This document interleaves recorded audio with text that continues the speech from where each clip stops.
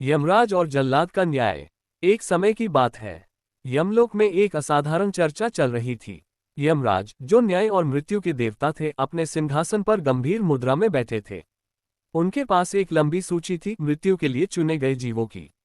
पर आज उनकी चिंता का कारण कोई और था। यमराज ने अपने जल्लाद से पूछा, तुम हर दिन प्राणियों को मेरे आदेश पर लाते हो, लेकिन क्या तुमने कभी सोचा है कि तुम्हारा कार्य भी न्याय का हिस्सा है या सिर्फ आज्ञा पालन? जल्लाद बोला, प्रभु, मैं तो बस आपकी आज्ञा का पालन करता हूँ। कौन पापी है, कौन पुण्यात्मा, ये निर्णय आप करते हैं, मैं नहीं। यमराज मुस्कुराए, पर उनकी आंखों में एक शंका थी। अगले दिन यमराज ने जल्लाद को एक कार्य सौंपा। आज तुम पृथ्वी पर जाओ और 3 ऐसे लोगों को मेरे पास लाओ जो सचमुच मृत्यु के योग्य हों, लेकिन ध्यान रहे, निर्णय तुम्हें करना है। जल्लाद चौंका, पर आज्ञा मानकर चल पड़ा। पहला व्यक्ति, एक चोर। वह नगर में एक चोर को पकड़ लाया। यमराज ने पूछा, तुमने क्यों इसे चुना? जल्लाद बोला, ये रातों को घरों में घुसकर चोरी करता है, समाज के लिए हानिकारक है। यमराज बोले, ये सच है, पर क्या तुमने ये भी देखा कि इसका बच्चा भूख से तड़प रहा था?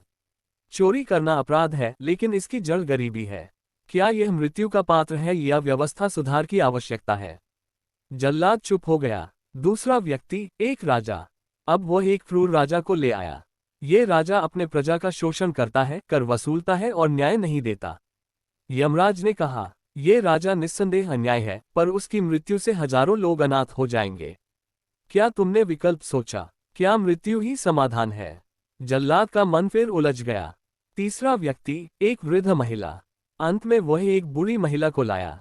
यह अब किसी काम की नहीं, न चल सकती है, न देख सकती है। जीवन में कोई उपयोगिता नहीं बची। यमराज गंभीर हो गए, तुमने आज अपनी सोच का सबसे बुरा रूप दिखाया। जीवन का मूल्य उसकी उपयोगिता से नहीं, उसके अस्तित्व से है। वृद्धा प्रेम, अनुभव और दया की प्रतिमूर्ति है। तुम ये कैसे तय कर सकते हो कि कौन जीने योग्य है और कौन नहीं?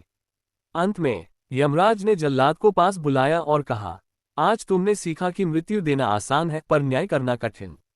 किसी के जीवन का मूल्य आंकना ईश्वर का कार्य है, जल्लाद का नहीं। इसीलिए मैं निर्णय करता हूं और तुम निष्पादन। जल्लाद ने सिर झुका लिया।